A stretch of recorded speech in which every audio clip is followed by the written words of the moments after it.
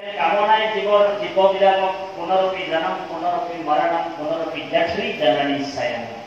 এই পুনৰ্জন্ম পুনৰ মৰণত কোনে বান্ধে? বোলে কামনাইটো বান্ধে জীৱ।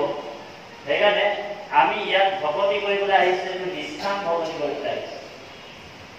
আৰু এই নিষ্কাম ভক্তিটোৱে নিৰ্গুণ ভক্তি কৰা। এনে ভকতিটো একাকী বিধ আছে, তাত ৮ বিধে সকাম ভক্তি। কপিল মহাপ্ৰভুৱে কৈছে দেৱহতী মা তুমি ৮ বিধ ভক্তি বাদ দিয়া। বোলে এবিধ ভক্তি ধৰা, কি ভক্তি? বোলে নিৰ্গুণ ভক্তি ধৰা, নিষ্কাম ভক্তি। আৰু নিৰ্গুণ ভক্তিৰে তুমি মোক লগ পাব পাৰিবা। বাকী বোলে ৮ বিধ ভক্তিটো তুমি মোক লগ পাবা, কিন্তু সেই ৮ বিধ ভক্তি তুমি আয়ত্ত কৰি থাকিব লাগিব। ৮৪ গতিকে আপুনি মই যদি আয়ত্ত কৰিবলগীয়া হৈছে যে আকৌ বোলে দেৱ মনুষ্য পশু পতংগ জগত মধ্যত স্বামী এই জগতত বোলে হেনস্থান নাই দৈত্য নতন যাওঁ আমি। বোলে পৃথিৱীত এই ব্ৰহ্মাণ্ড তেনেকুৱা এটা জেগা নাই য'ত আমি যোৱা নাছিল। আমি কীট পতংগ গৰু ছাগলী মেকুৰী অনেক জন্ম হ'লো, অনেক জীৱৰ দেহত সোমাই গ'লো আত্মাটো।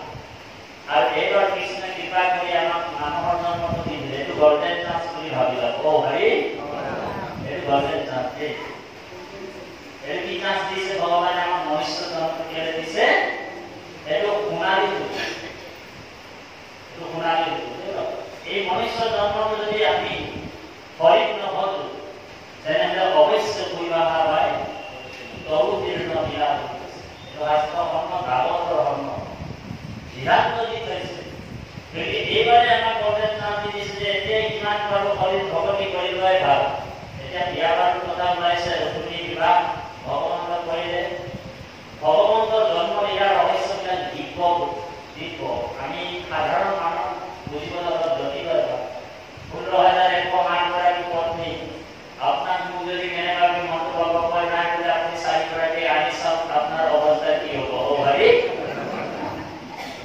গতিকে কৃষ্ণৰ জন্ম ইয়াৰ ৰহস্যবিলাক দিব্য। বুজি পাইছে? তাক আমি শ্ৰৱণ আৰু কীৰ্তনৰ যোগেদি আমি আনন্দহে পাব লাগিব। তাক যদি অনুকৰণ কৰিবলৈ যাওঁ বোলে ভগৱানে ১,১০৮ গৰাকী পত্নী বিয়া পাতিছিল, আমিও বোলে তেনেকুৱাকে ৮ গৰাকীমান বিয়া পাতিব কৰিবলৈ জানিব মোৰ অৱস্থা। বোলে দিবই বোলে গীত পাঠ কৰিছে, মই অকণমান ১ চামুচমান খাই চাওঁ বুলি ক'লে কি হ'ব? এই ভগৱন্তৰ যিবিলাক নিৰ্গুণ ব্ৰহ্ম কৃষ্ণ লীলা চৰিত্ৰ গুণানুগ কীৰ্তনবিলাক দিব্য। আমাক শ্ৰৱণ আৰু কীৰ্তনৰ যোগেদি আনন্দ লওঁ। আমি আনন্দহে লওঁ, অনুকৰণ নলওঁ। কোনো এটা বস্তু অনুকৰণ।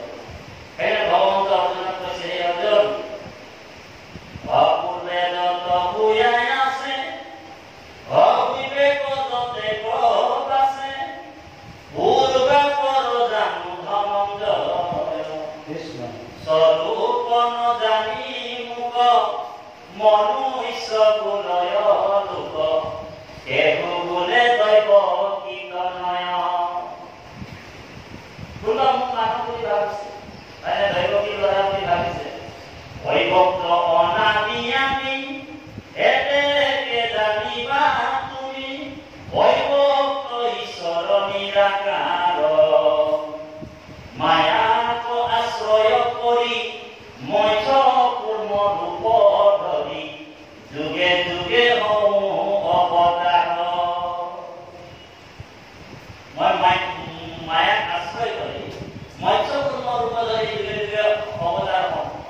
অৰ্জুনক কৈছে, মোৰ এইটো জন্ম কৃষ্ণ জন্ম নহয়, মই আৰু কিমান জন্ম আগত ধৰিছিলো, পিছত ধৰিছিলো, অনাদিকাললৈকে ধৰিয়ে আছো। কিন্তু তোমাৰ এই তুমি নৰৰ কাৰণে, তুমি জীৱাত্মাৰ কাৰণে মোক এই স্বৰূপটো বুজি পোৱা নাই। মই নাৰায়ণৰ কাৰণে এই স্বৰূপটো বুজি পাইছো, কাৰণ মই তুমি নাৰায়ণ। গতিকে আমি দুজনো কিন্তু অনাদিকালৰে হয় বুলি কৈছে। মাজত মায়াটো পেট নিদি দিছে। গতিকে জীৱ ব্ৰহ্ম আৰু মায়া হৈ আছে, জীৱ মায়া আৰু ব্ৰহ্ম হৈ আছে। গতিকে মায়াৰ যিটো পৰ্দা আছে, মায়াৰ পৰ্দাটো গুচাব লাগে। এতিয়া আমিও জীৱ অংশে প্ৰৱেশিলাজনী গাই গায়, আমাকো ভগৱন্তই মায়াৰে আৱৰণ দি এটা কৈছে পৰ্দা এটা। এইটো কবাত পদ বুলি কয়। পদ মানে পৰ্দা। পদ শব্দৰ অৰ্থটো হৈছে পৰ্দা। পৰ্দা এখন দি থৈ দিছে। যে পৰ্দা কেনেকৈ দিছে? যে জীৱ আমি মায়া পৰ্দা আৰু ব্ৰহ্ম ভগৱানৰ ব্ৰহ্মপুত্ৰম অনন্ত ঈশ্বৰ ভগৱান কৃষ্ণ।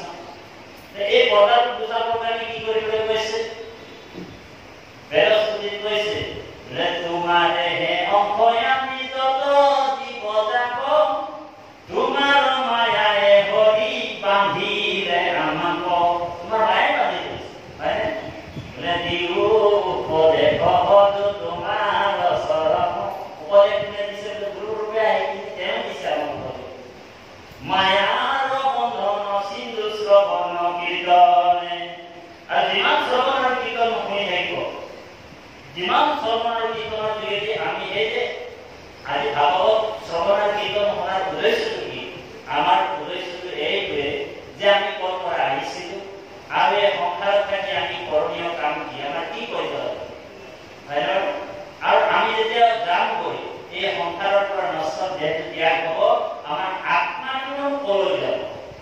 আমাৰ মূল এড্ৰেছটো কি? আমাৰ ঠিকনা কি? বুজি পাইছেনে? গতিকে ভগৱানে কৈছে যে জীৱাত্মাবিলাকক মই এই ফেচিলিটিটো দি থৈছোঁ। আজি যিটো ব্যৱস্থা এইটো ফেচিলিটি দিছে, আমাক সকাহ দি থৈছে যে জীৱাত্মাবিলাক মোৰ নিৰ্গুণ ব্ৰহ্ম কৃষ্ণ কথা শ্ৰৱণ আৰু কীৰ্তন শুনিব। সেই সংসাৰী কৃপা কৰিছে, উপগুৰুৰ দ্বাৰা সংসাৰীসকলক কৃপা কৰি ভাগৱত দি দিছে, যাতে আমি সংসাৰী জীৱবিলাক ঈশ্বৰৰ জন্মলীলা ৰহস্যবিলাক শ্ৰৱণ কীৰ্তনৰ মাধ্যমেদি ভগৱন্তৰ আমি বুজি পাম, কেনেকৈ জানি পাম, বিচাৰি উলিয়াব পাৰিম।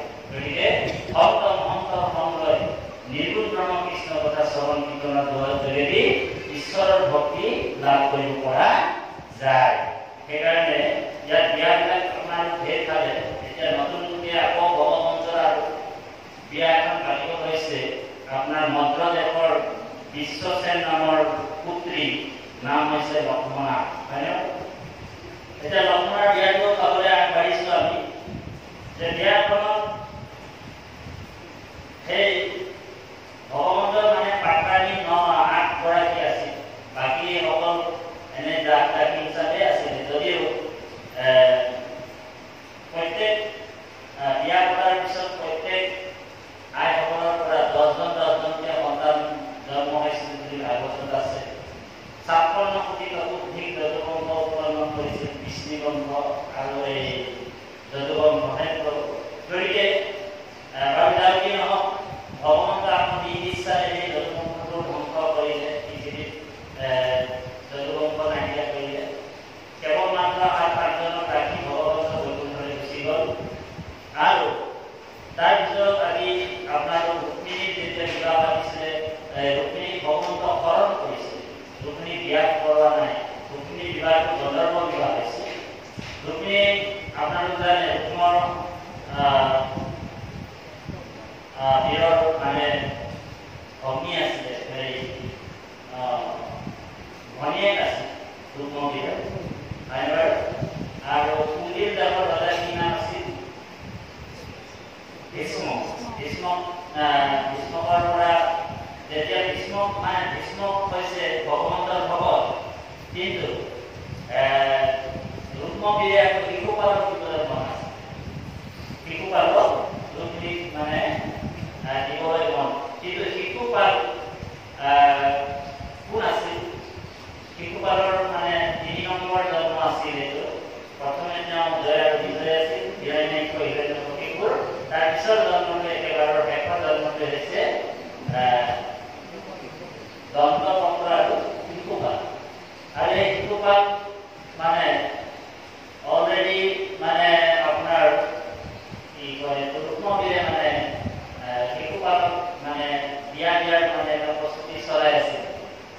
আৰু ৰুক্মিণীয়ে আকৌ ভগৱন্তৰ এবাৰ ব্ৰাহ্মণ এজনে ৰুক্মিণীক ভগৱন্তৰ গুণবিলাকৰ কথা যেতিয়া ব্যাখ্যা কৰিছিলে, সেই গুণবিলাকতে মানে প্ৰভাৱিত হয়।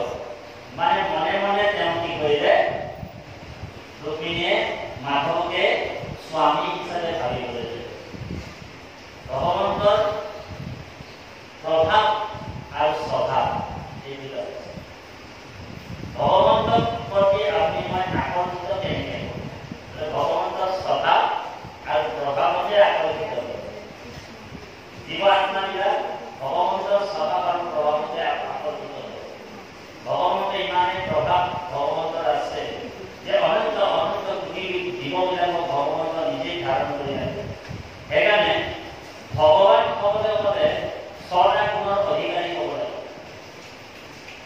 মই গণেশকো শিৱকো ভগৱান বুলি কৈলো কিন্তু আচলতে শিৱ গণেশ দুৰ্গা কালী ভদ্ৰা এইবিলাক ভগৱান নহয় ভগৱান হ'বলৈ হ'লে চৰাই গুণ হওক যেনেকে বলৱান বল যাৰ ওচৰত থাকে সেইজন খুব বলৱান ধন যাৰ ওচৰত বেছি থাকে সেইজন কি বোলে ধনৱান চব ভক ভক ছটা ভক যাৰ ওচৰত থাকে বোলে সেইজন হৈছে ভগৱান এতিয়া ছটা গুণ ভগৰ ছটা গুণ কাৰ ওচৰত আছে এক হৈছে জ্ঞান শক্তি বলে ঐশ্বৰ্য প্ৰিয়ম তেজ এটো আপোনালোক বৰ ইম্পৰ্টেন্ট কথা দৰকাৰী কথা আপোনালোক মনত কৰিব ভগৱান সকলো কোৱা নহয় জ্ঞান শক্তি বল ঐশ্বৰ্য প্ৰিয়ম তেজ এই ছটা জ্ঞানম শক্তি বলে ঐশ্বৰ্য প্ৰিয়ম তেজ সচেতাঃ भगवान शब्दवादानी बिना है ही गुणम देहि एलो ने भगवान एलो विष्णु पुराण আছে পুরাণ নিয়ে যে ভগবান কাক বলি কইছে যিজন নেকি জ্ঞান শক্তি বলে ঐশ্বর্য প্রিয়ম তেজ সচেতাঃ ভগবান শব্দवादानी बिना है ही गुणम एलो ने এই ছটা গুণৰ অধিপতি আকৌ ভগৱন্তৰ সংখ্যা কি বুলি কৈছে उत्पत्ति परलयम दैव भूतानाम अगतिम गतिम जे उत्पत्ति परलय আৰু ভৈৰৱ সৃষ্টি স্থিতি আৰু অন্ত কৰিব পাৰে একেলগে তিনিটা লেহেলপুৰ এজনে হ'ব অনন্ত অনন্ত জীৱবিলাকক সৃষ্টি অনন্ত অনন্ত জীৱবিলাকক পালন আৰু অনন্ত অনন্ত জীৱবিলাকক সংহাৰ কৰিব পৰাজনে হৈছে ভগৱান उत्पत्ति परलयम दैव भूतानाम अगतिम गतिम সমস্ত ভূত প্ৰাণী জীৱ জগতক যোনে লালন পালন কৰি আছে সেইজনে ভগৱান গতিকে ভগৱন্ত আমি এতিয়া শিৱকো বহুত নামে ভগৱান বুলি ভাবিলো হয়নে কিন্তু কথাটো ভুলো নহয় এই সকলো ভগৱান কিন্তু সম্পূৰ্ণ ভগৱান মানে তেওঁলোকে নহয় কিছু কিছু গুণ তেওঁলোকৰ ওচৰত আছে যেনেকে ছটা গুণ ধৰি লওক শিৱৰ ওচৰত আছে শিৱই আপোনাক চব বস্তু দিব পাৰে হয়তো মুখ্যটো দিব পাৰিব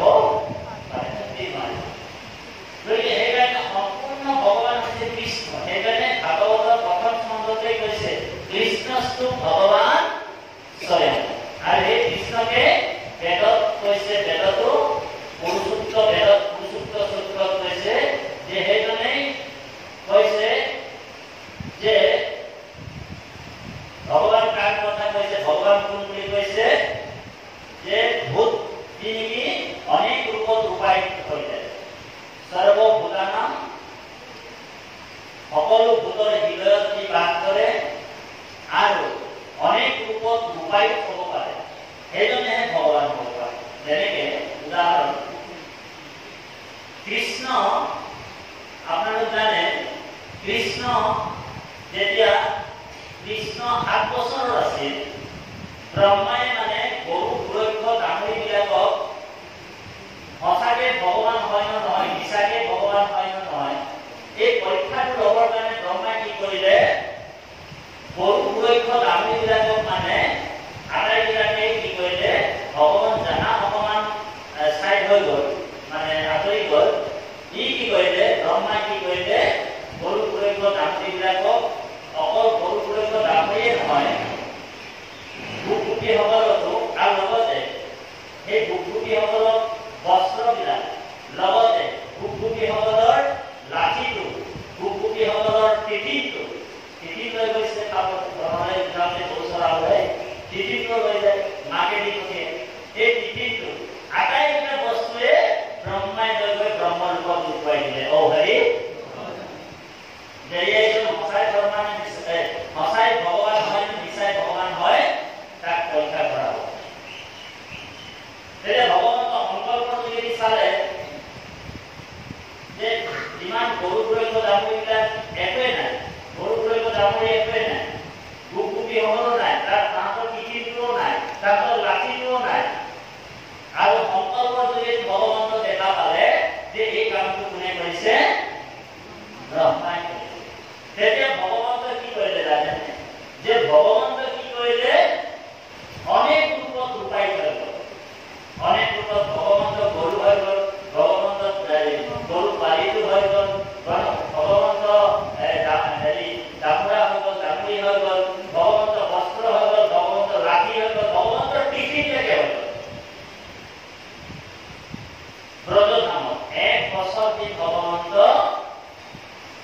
नमो समस्त भूतानामादि भूताय भूभृते अनेक रूप रूपाय प्रभो विष्णुवे नमो विष्णुवे नमः अनेक रूपाय एक बছর দিন তেনেকৈ আছে বৃন্দাবন ব্রহ্মা ভাবিলে কৃষ্ণ যিজন বুলি নিজকে ঈশ্বৰ বুলি ভাবি আছে তাক অকমান পৰীক্ষা কৰিবলৈ যাওঁ বুলি আহিলে ন সংগদান লগত মানে হেলিকপ্টাৰ পৰা আহিছে ব্ৰহ্মা চাৰিখন মাথা আছে জানে আপোনাৰ ওপৰত আমাৰ এখন মাথা আছে এখন মূৰ আছে ব্ৰহ্মাটো চাৰিখন মূৰ আছে এতিয়া আমাৰ মানুহে কিমান ডাঙৰ সাইন্টিষ্ট হৈ গৈছে আপোনালোকে জানে ডাঙৰ এটম বম বনাই দিছে লগত কিন্তু ব্ৰহ্মাই আমাৰ কোনো ডাঙৰ বিজ্ঞানী হয় আৰু আহি ব্ৰহ্মাই দেখিলে যে যিবিলাক গৰু গুৰক্ষ ডাঙৰি খুব গোপীসকলক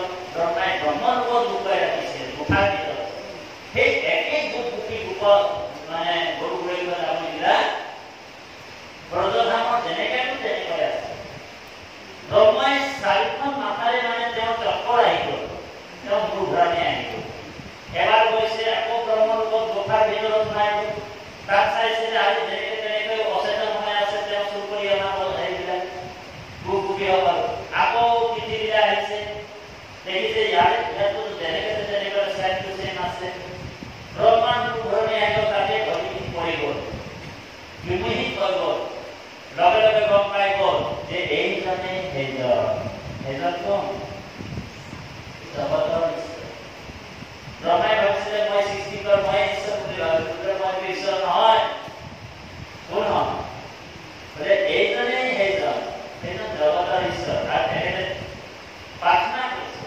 ভগৱানক প্ৰাৰ্থনা কৰিছে কি বুলি ৰাম অগ্ৰতে কমিও দুখ জগত নিবাস হেন কৃপা কৰিও পুলন্ত দাস ব্ৰহ্মাই প্ৰাৰ্থনা দশম স্কন্ধতে আছে এইৰাম গৰ্ভতে থাকোঁতে উদৰত ভাগৈ পাৱে তাৰ অপৰাধ নধৰে যেন মাৱে তোমাৰ সুখিত আছো চৰাচৰ যত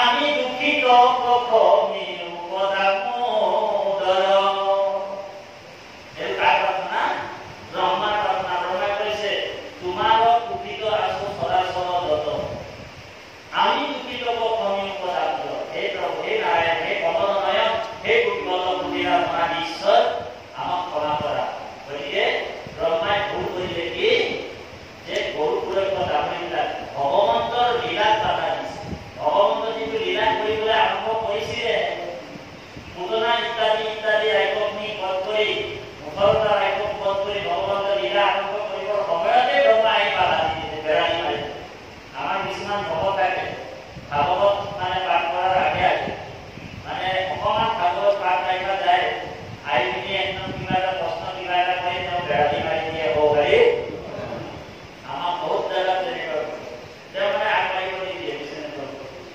গতিকে তেওঁ মানে শ্ৰোতা মনোভাৱেৰে অহা নাই তেওঁ মানে কি টেষ্টিং কৰিবলৈ আহে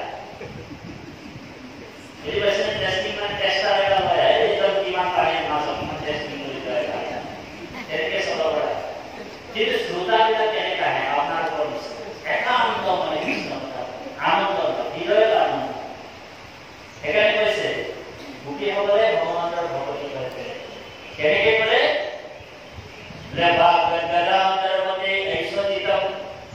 ৰুদন্তে বিছানম হাসিতো কাচিত্য বিলয়তে উদ্গামতে নিত্যতৈস্বমদ ভক্ত যুক্ত ভুবনম পুনঃ গোপীসকলে প্ৰেম ভক্তি তেনেকুৱা কৰে ভগৱানৰ যে একাদশ নম্বৰত ধাননিত আছে প্ৰেম ভগতিৰ চিহ্ন শুনি উদ্ধ হৰি হৰি পুৰন্তে দুতপদাৰস্থ আপোনালোকৰ কেতিয়াবা মানে আপোনাৰ পত্ৰতে আসন পাৰি যেতিয়া কেনেবাকৈ ঈশ্বৰৰ নাম লওঁতে বা ঘৰতে গুৰু ঘৰত আসন পাৰি বহোঁতে ঈশ্বৰৰ নাম লওঁতে কেনেবাকৈ আপোনাৰ চকু পানী আহে নেকি বাৰু আহে নিজে নিজে চকু পানী আহিব তাৰমানে ভগৱন্তৰ ভক্তি আপোনালোকৰ ক্ৰিয়া কৰি থাকিব ভিতৰত কাৰণ পৰমাত্মা ভগৱন্ত বাহিৰত নাই বোলে মণিপুৰ আমাৰ দুটা আছে বোলে সেই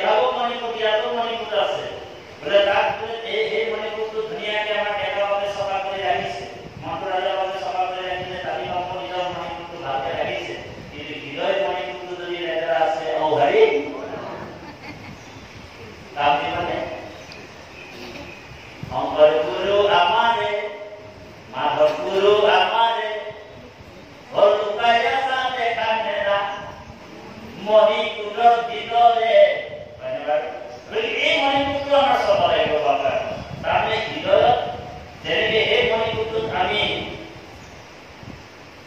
অনেক অনেক দ্ৰব্য অপদাৰ্থ যেনেকে আমি তাক দিব নোৱাৰো, ভগৱন্তৰ প্ৰসাদত দিব নোৱাৰো। আমাৰ হৃদয়টো তেনেকুৱা বহুতে আমাৰ ইয়াৰ কথা আৰু নহয়, কিছুমান জেগাত আমি যাওঁ, এইখিনি কথা ক'বলগীয়া কথাখিনি ক'বই লাগিব, হয়নে বাৰু? কিছুমানে মানে দেখাই শুনাই মানে ধুনীয়াকৈ 3 বছৰ ধুনীয়াকে বগা বগলীটো নিচিনা হৈ থাকে ভাই, কিন্তু যাহা বোলে অনুষ্ঠান শেষ হ'ল, সেই অনুষ্ঠানৰ পিছত কি কৰে বোলে সত্ৰই বোলে আমাকে কেউ নাই দেখলে তো কি হৈ গ'ল, ঘৰে আনি করে হলো ও হরি ওরা করে খাই দিয়ে। মই অকমান আদিবাসী ভাষাত কৈ দিছো যে বেয়া পাব লাগিব, তাৰমানে ঘৰে হলো আনি কৰে একটু খাই দিয়ে। আৰ যেতিয়া বুঢ়া হয় বোলে কি কাৰণে খাই দিয়ে দিবা, বোলে কি করবে বোলে কৃষ্ণ বলে খাই দিয়ে আজি বোলে এইটো কৃষ্ণ। গতিকে এক বিন্দু ধ্যান দি শুনিব বৰ গুৰুত্বপূৰ্ণ কথা। এক বিন্দু মদ যদি মাদক দ্ৰব্য যদি আমাৰ হৃদয় মণিপুৰত পৰি যায়, তেনেহ'লে ব্ৰহ্ম হত্যাৰ পাপ লাগিব। আটাইতকৈ ডাঙৰ পাপ গৌ হত্যাতকৈ মদ খোৱাৰ পাপ। এক বিন্দু যদি মদ যদি আমাৰ হৃদয়ত যায়, ব্ৰহ্ম হত্যাৰ পাপ লাগিব। তেনেহ'লে বটল বটল মদ খালে কিমান পাপ লাগিব ঔ হৰি। এক টোপাল মদ যদি আমাৰ হৃদয়ত যায়, ব্ৰহ্ম হত্যাৰ পাপ লাগে, মানে বাপেকক মাৰি দিয়া, গুৰুক মাৰি দিয়া পাপ। তেনেহ'লে বটল বটল মদ খালে আমাৰ কিমান পাপ লাগিব। গতিকে আমাক আপোনালোকক আজি কৰোণা হৈছে, কৃপা কৰিছে। গতিকে আপোনালোকৰ বড়োধৰ্মতে এতিয়া ইলেকশ্যন চলি আছে, মানে আপোনাৰ চলিব ইলেকশ্যন হ'ব নেকি? ইলেকশ্যন হ'ব। আৰু এতিয়া বহুত মানুহৰ কামনা আছে যেনে তেনে কৰি যাতে আমি ইয়াত এইবাৰ ইলেকশ্যনটো জিকিব লাগিব। আৰু হৰি প্ৰত্যেকটা জীৱৰ এটা এটা কামনা প্ৰাৰ্থনাত আমাৰ কৰ্মবন্ধনত বন্দী হৈ আছে। গতিকে আপুনি মই ভগৱন্তক নিষ্কামভাৱে ভজো, ভগৱন্তক আপুনি নিবিচাৰিলেও আপোনাৰ হৃদয়ৰ কথা ভগৱানে জানে যে কোনজন ভগত কি ৰকম ভগত, হৃদয়ত তেওঁটো আছে পৰিপূৰ্ণৰূপে।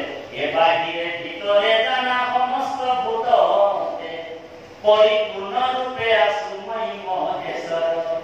অৰ্জুনক কৈছে তুমি নাভাবিবা যে মই তোমাৰ কথাবিলাক নাজানো, মই সাক্ষী ৰূপে আছো। সমস্ত প্ৰাণীৰ মই আত্মা অন্তৰ্যামী, বুঢ়া বুঢ় ফলদাতা সাক্ষী ৰূপে জানো, মইহে তোমাক ফল দিম। আৰু যোনে যেনেকে মোক মানে বিচাৰিব সেই তেনেকুৱা মই তাক ফল যে যথা মোক প্ৰৱৰ্তন্তে তাৰ তথাই মোক ভজামহম, যেনেকৈ যোনে মোক বিচাৰিব তেনেকৈ মই তাক ফল দিম। কেতিয়াও আপোনালোক ভগৱানক বিচাৰিব নালাগে। আমাৰ হৃদয়ৰ কথা ঈশ্বৰে জানে। সেই হৃদয়ৰ কথা কোনে জানিছিল? ৰুক্মিণীৰ ভগৱান কৃষ্ণই বুজি গ'ল যে মোৰ এজন ভকত ওলাই গ'ল, নতুনকৈ স্বামীয়ে বিচাৰিছে, স্বামী ৰূপে ভগৱন্তক বিচাৰিছে। তো ভগৱন্তই কৈছে যে ঠিক আছে, অ'কে এইবাৰ যাব লাগিব, তোমাক আনিব লাগিব। ভগৱন্ত গ'ল। ভগৱন্ত যেতিয়া গ'ল, চাৰিদিশৰ পৰা নাই কমেও লাখ লাখ সৈন্য সামন্ত লগাই দিলে। শিশুপালৰ ফালৰ পৰা আকৌ ৰুক্মবীৰৰ ফালৰ পৰা লাখ লাখ সৈন্য সামন্ত লগাই দিলে কৃষ্ণৰ তাত যুদ্ধ কৰিব। কিন্তু কৃষ্ণ অকলে গৈছে। কৃষ্ণ কাকো লগ নাছিল। কৃষ্ণ অকলে সেই যুদ্ধখন জয় হৈ ৰুক্মিণীক হৰণ কৰি গ'লে। আপোনালোক চিন্তা কৰক। গতিকে ভগৱন্তৰ নিচিনা প্ৰিয় মানে ধৰা আৰু আছে নেকি?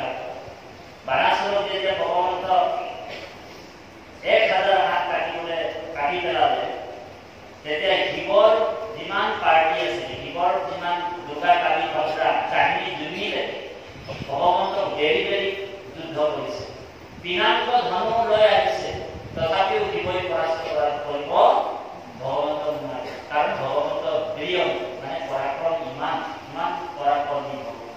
গতিকে সেইজন পৰমাত্মা ভগৱন্ত চৰণত যেতিয়াই জীৱ শৰণে ল'ব, শৰণ 6 প্ৰকাৰৰ হয় বাবা। অনুকূলস্য সংকল্প প্ৰতিকূলে বিবৰ্জনম ৰক্ষৌতিকি বিশ্বাস ভূপতত্বে বৰণম তথা আত্মনিক্ষেপ কাকুণ্য সৰা বিধো শৰণাগত। ভগৱন্তৰ ওপৰত সম্পূৰ্ণৰূপে জীৱাত্মাবিলাক আশ্ৰয় ল'ব লাগে। ভগৱন্তকে একমাত্ৰ আশ্ৰয় কৰি ভগৱন্তৰ আদেশত কৰ্মবিলাক আমি কৰিব লাগিব। ভগৱন্তই আমাক ৰাখিব, ভগৱন্তই আমাক মাৰিব, এনেকুৱা দৃঢ় বিশ্বাস। অনুকূল প্ৰতিকূল অৱস্থাটো কৃষ্ণৰ শ্ৰীচৰণ কমল যোনে ত্যাগ নকৰে, এজনেহে শৰণ হৈ আছে, শুদ্ধভাৱে তেওঁ শৰণ হৈ আছে। কেতিয়াবা আপোনাৰ দুখ আহিব পাৰে, বিপদো আহিব পাৰে, বোলে ভগৱন্তৰ ওচৰত শৰণ লৈছো, আৰু আপুনি যদি ভাবে যে কণা উঠাই পেলাই বুকে আজি ভৰিটো ভাঙিলে, আমি হাত ভাঙিলে, এনেকুৱা যদি ভাৱনা আমাৰ আহি যায়, তেতিয়া এই শৰণটো আমাৰ নাথাকিব পাৰে। ভুল বিশ্বাস। সেইকাৰণে বাবাই সমস্ত আজি এই লক্ষ্মণাৰ বিবাহ, লক্ষ্মণা গীত বহুত সুন্দৰী কৈছে। দাদা আৰু কুমাৰী লক্ষ্মণা সুন্দৰী 4 গ্ৰন্থ আছে গাঁও মহাৰত্নমালা ধৰি বৰবালা চলি গলা ভূমিপা। ভগৱন্তৰ ওচৰত ভূমিপা আহিছে, আৰু ভূমিপা মানে ভৰিত একো নীতি থাকে আহিছে, চেণ্ডেল টেণ্ডেল একো পৰিধান কৰা নাই। অভিনৱ পত্ৰ বস্ত্ৰজুৰি কানি পিন্ধি আছে বৰনাৰী, পুষ্পে ভৰি চাৰি উচ্চ কৰি বান্ধিয়া আছে কবৰী, উচ্চ ভৰে নানা অলংকাৰে অৱনত কৰি যায়, চাৰু মধ্যগিৰি বতাহতে যেনে আলংক লতা পৰাই লক্ষ্মীৰ নিচিনা স্বৰূপা। এই লক্ষ্মণা গৈ ভগৱন্তৰ ওচৰত লাজে কাজে গৈ উপস্থিত হৈছে। তাৰপিছত কি ক'ব কম বান্ধাগী চাওক কৃষ্ণ।